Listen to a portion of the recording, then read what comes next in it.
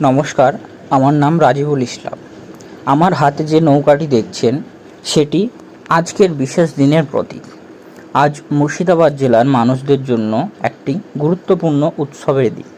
গ্রাম ও গঞ্জের মানুষ এই উৎসবকে বেরুয়া বলেই জানেন, তবে আসল বা শুদ্ধ নামটি হলো বেড়া উৎসব বা খোজাখিজির উৎসব।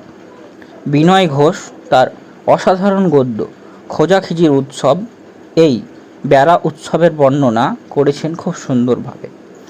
এটি বাংলার নবাবদের সময় থেকে শুরু করে এবং পশ্চিমবঙ্গের মুর্শিদাবাদ জেলায় এটি আয়োজিত হয়।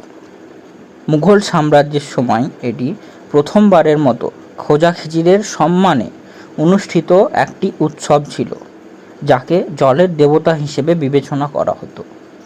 এই উৎসব নবাবের কাছ থেকে সমর্থন পেয়েছিল।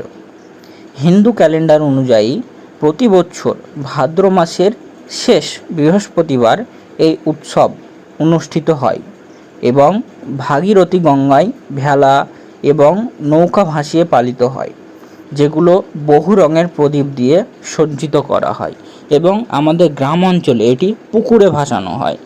সকলকে অসংখ্য ধন্যবাদ।